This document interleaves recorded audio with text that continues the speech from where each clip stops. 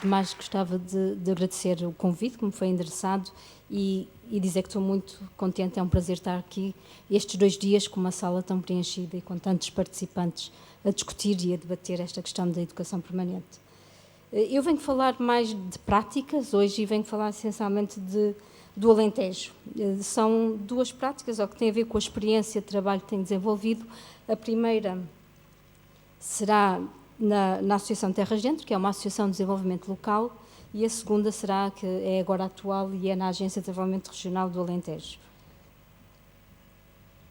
Eu acabei por começar aqui com um primeiro slide em que são referidas, foi tirado do Manifesto para a Criação de uma Europa da Aprendizagem, em que são um conjunto de argumentos que justificam e que apelam à necessidade de termos uma educação permanente e educação de adultos na Europa. Em relação ao Alentejo, há algumas questões chaves e que são o pano de fundo sobre o qual trabalhamos, também achei importante referenciar aqui. Temos uma região das mais envelhecidas, Portugal é envelhecida, o Alentejo é muito mais, com muito baixa densidade populacional e que todos os dias está a perder gente. A questão da literacia, não falámos ainda aqui muito dela, a par das baixas habilitações, temos questões ligadas à literacia que também são bastante prementes e preocupantes na região e no país. Temos também a questão das tecnologias de comunicação e as novas tecnologias, a digitalização da sociedade que está aí e que estamos muito aquém de conseguir que todos estejam conectados ou que estejam incluídos nesta nova sociedade. E depois uma questão que tem a ver com o potencial da própria região, que é o conseguirmos ligar modernidade com a identidade cultural e a excelência ambiental que existe na nossa região. Em relação à Terras Dentro, que é uma associação de desenvolvimento integrado de base local, é uma associação sem fins lucrativos, já existe há 25 anos, está certificada pela DGERT já há muitos anos, desde o início. É uma associação também para o desenvolvimento e para a cooperação internacional, para o ambiente, é equiparada à IPSS. Portanto, tem uma intervenção que podemos dizer que é bastante abrangente e que define, a sua intervenção é definida através desta abordagem que nós designamos por territorial integrada, ou seja, este tipo de associações olham para o território onde intervêm de uma forma global, integrada e tentam agir em várias dimensões de forma a conseguir-se o desenvolvimento desse território. E é a partir desse princípio que a formação, a educação, a informação e todos os projetos que temos vindo a desenvolver são uma parte deste bolo. Ou seja, nós olhamos para o território, podemos estar a pensar, por exemplo, no pão, na doçaria, no queijo, no turismo, mas olhamos nestas várias vertentes, ou seja, temos que olhar para as empresas, empreendedores, para a investigação, para a inovação, para as questões da divulgação e promoção dos produtos, para as potencialidades locais. Desta forma é que a educação e a formação aparecem sempre relacionadas com outro tipo de intervenções. Eu trago aqui alguns exemplos de intervenções na área da educação e formação de adultos, e também não só de adultos, mas também de jovens, que revelam algumas experiências que têm sido desenvolvidas pela associação. Temos a formação dirigida a pessoas desempregadas, isto começámos logo em 91, 92, a desenvolver projetos para desempregados, visto que era uma realidade, continua a ser, mas nos anos 90 era a região em Portugal com mais desempregados, e nomeadamente de longa duração. Tivemos nos processos de CRVCC com o CNO desde a ANEFA, portanto fomos desenvolvendo. Quando chegámos agora à última fase, decidimos não candidatar, portanto já não temos SCEP, porque estamos numa comunidade muito pequena, não havia dimensão suficiente para conseguirmos manter um centro destes. Desenvolvemos formação modular certificada, formação para a inclusão, formação de formadores e de técnicos e agentes de desenvolvimento, projetos de alfabetização, português para estrangeiros e formação de jovens. Os projetos atualmente que estão em desenvolvimento e que todos eles têm projetos de formação e atividades de educação e formação incluídas são as DLBCs, que vêm na sequência dos programas LEADER e PRODER, o programa Escolhas, que, como sabem, trabalha com jovens, temos em três concelhos.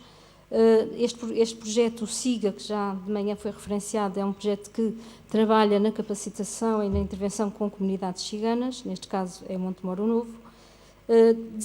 Continuamos há muitos anos a apostar nos produtos locais de qualidade, neste caso temos vários projetos que trabalham a questão do pão alentejano. Este em particular pretende desenvolver a questão da certificação do pão e que também tem uma dimensão formativa e educativa integrada, e depois na área do ambiente do separar e reciclar. Qual é a nossa postura perante todas estas intervenções? Em todos eles há sempre uma grande preocupação com a questão da empregabilidade, a questão da ligação ao emprego, a questão de desenvolver competências nas pessoas para que possam estar mais inseridas no mercado de trabalho. Nós tentamos, ao desenvolvê-los, criar sempre uma dimensão em paralelo e desenvolver atividades em paralelo que nos permitissem também trabalhar mais a questão humana, do desenvolvimento pessoal, da relação com a comunidade e com as outras instituições. De forma que, neste caso, eu trago aqui estes exemplos das formações dos cursos EFA e formações dirigidas a pessoas desempregadas e o CRBCC e o CNO, em que nós nunca nos restringimos a desenvolver e a fazer só aquilo que estava no programa e no papel. Nós fizemos sempre um conjunto de outras coisas com aquelas pessoas e com os técnicos que estavam envolvidos, envolvendo sempre a comunidade, desenvolvemos imensas atividades ligadas à promoção da leitura no território, ligámos a questão das artes e ao desenvolvimento de um conjunto de atividades neste âmbito, e ligámos sempre as várias atividades, as várias intervenções da associação. Algumas destas atividades começaram com estes projetos, continuam e passaram a existir por elas próprias, como é o caso, aqui dou só 2 exemplos, que é o Serão de Poesia e Os Pais Gostam de Contar Histórias, são atividades que continuam a ser repetidamente realizadas, porque já fazem parte do dia-a-dia destas comunidades. No caso da Agência de Desenvolvimento Regional do Alentejo, que é onde agora estou a trabalhar, é uma agência que também já tem 19 anos e que está organizada nestas 4 áreas de trabalho: estudos, informação e marketing territorial, animação económica, empreendedorismo, assistência técnica, formação também lá está como uma das áreas.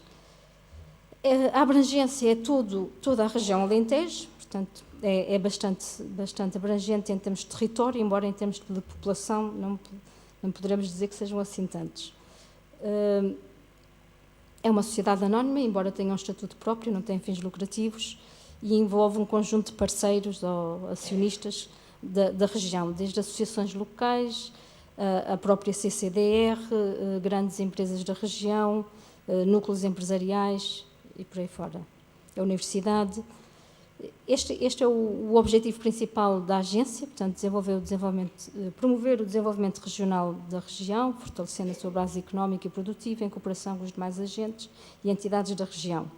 Sempre também numa perspectiva de ligação da região Alentejo a outras regiões da Europa. Eu aqui vou falar só em 2 experiências que eu penso que têm interesse no âmbito do tema que estamos a debater. Uma é um projeto que é desenvolvido desde o início, portanto já vem desde os anos 90 também, que é de formação à ação para empresários. Enquanto aqui a Alda esteve a falar de grandes empresas, este projeto dirige-se às microempresas. Portanto, é um trabalho em que micro e pequenas empresas em que muitos destes empresários e às vezes gerentes se encontram naquela fatia que também foi apresentada no início pelo Paulo Feliciano, que é muito pouco qualificada, embora também tenha bastante experiência no trabalho que vai desenvolvendo ao longo dos anos. E isto é um público também muito difícil de trazer para a formação e de conseguir desenvolver projetos, e que este modelo, digamos, que eu penso que eu participei nos últimos 2 anos num projeto destes, é bastante adequado a estes grupos. E precisamente porque é um modelo que permite garantir que estas microempresas participem nestes processos, que faz com que tenha em conta a dimensão das empresas, que é muito pequena, é centrada nas competências e não em conteúdos, e que mobiliza para o seu desenvolvimento profissionais que têm muita experiência empresarial e profissional.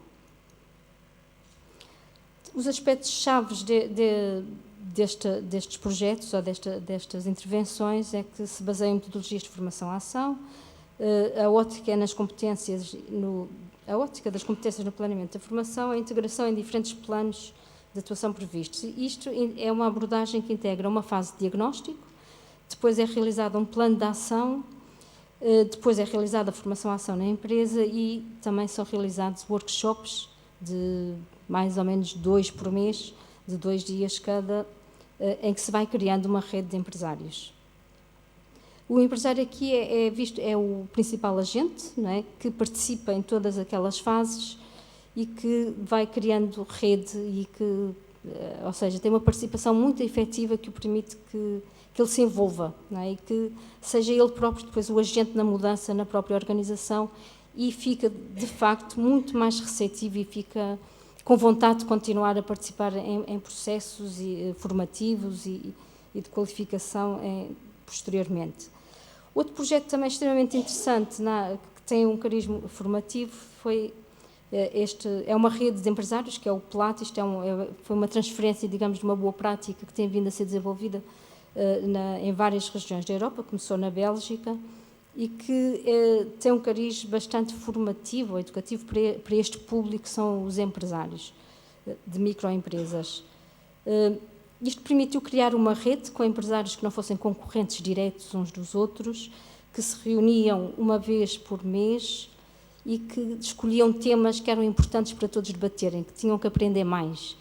Nós então fazíamos um convite a alguém que fosse especialista naquela área e que de uma forma informal passasse um serão a debater, não é? Que fosse o impulsionador, o facilitador daquele tema e que se debatia aquele tema. Claro que isto íamos rodando, cada uma das sessões era realizada numa das empresas participantes e permitia, de facto, muitas aprendizagens e a criação de um grupo, de uma rede que, no fundo, é uma rede de partilha e de aprendizagem entre estes públicos, entre estas pessoas.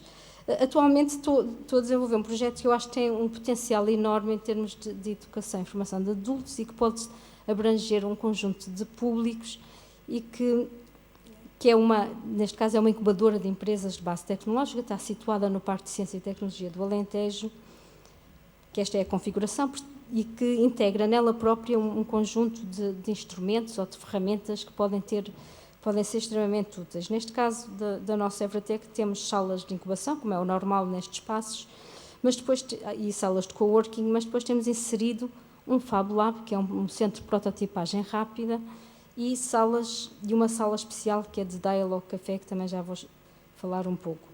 Os objetivos desta infraestrutura são vários, mas eu saliento aqui apenas 2, que é contribuir para fixar a população ativa qualificada na região, nomeadamente através da criação do autoemprego, e promover a educação científica e tecnológica junto de jovens e da comunidade em geral. Ou seja, esta rede, nomeadamente o Fab Lab, está integrado numa rede internacional, isto teve origem no MIT, e uma das características principais e obrigatória para estarmos na rede é que seja um espaço aberto à comunidade. Portanto, todos os Fab Labs que estão na rede estão abertos à comunidade e qualquer pessoa, qualquer grupo, qualquer pessoa pode ir lá e desenvolver projetos. Isto por um lado. Por outro lado, vão lá, desenvolvem projetos e devem partilhar o projeto que desenvolveram. Portanto, há uma aprendizagem acumulada que vamos aprendendo com os projetos que cada um desenvolve e deixa lá esse conhecimento. Depois temos aqui uma sala que é o Dialogue Café, também é um projeto dentro daquele espaço e que é um sistema de videoconferência. Vou só aqui passar para os objetivos, de uma rede aberta de videoconferência que é desenhada especialmente para a sociedade civil, ou seja, existe um conjunto de pontos, de clubes, digamos assim, de espaços que têm um sistema de videoconferência que é financiado pela Cisco, posso dizer aqui, que é em termos de responsabilidade social, que tem um sistema de videoconferência de alta qualidade e que tem um conjunto de espaços ou de cidades que aderem a estes clubes que desenvolvem sessões sobre os mais diversos temas e põem grupos em debate em diferentes cidades do mundo. É extremamente interessante. Esta é a sala onde decorre isto é o sistema de videoconferência. Aqui temos um grupo a participar em que o tema era a questão do empreendedorismo feminino na área das indústrias criativas, em que os grupos são sempre pequenos, portanto nunca temos grupos grandes em lado nenhum, estou mesmo a encerrar, e aqui estavam neste caso com o Rio de Janeiro e Nova Ipazar. pronto, estava aqui, o Fab Lab, como eu estava, isto são algumas imagens sobre o Fab Lab, e eu penso que isto são espaços com imensas potencialidades e que são adaptáveis e dirigem-se a vários grupos, tanto jovens e estudantes. Nós temos muitos estudantes que vão lá, empresários, empreendedores, temos lá nos dias abertos à comunidade já pais que vão com os filhos para desenvolver principalmente na área da robótica e da eletrónica, temos um conjunto de materiais da Lego que permitem desenvolver uma série de projetos curiosos, crianças, qualquer pessoa, é um espaço muito livre. Portanto, penso que há uma rede nacional deste espaço e que nós, no âmbito da educação, devíamos aproveitá-los mais. Estou mesmo a encerrar este último slide. Queria só aqui, em relação ao financiamento dos projetos, como já foi aqui referido também, nós para desenvolvermos os projetos, normalmente recorremos a fundos comunitários, a programas comunitários. Eu, de facto, eu já trabalho com isto desde 92, portanto, faço candidaturas aos vários fundos e cada vez são mais formatados, vêm todos. A flexibilidade é quase nenhuma, eu diria quase que nem dá gosto, e nós temos que ser, não permitem grande criatividade, nem grande inovação, quando, por outro lado, a política diz, nós temos que investir na inovação e na criatividade, mas depois os programas são fechados. O que eles estimulam é que nós sejamos muito inventivos a encontrar formas de utilizar e de os aplicar de outra forma, digamos assim, que não se cinjam só àquilo que está definido. Muito obrigada, peço desculpa se...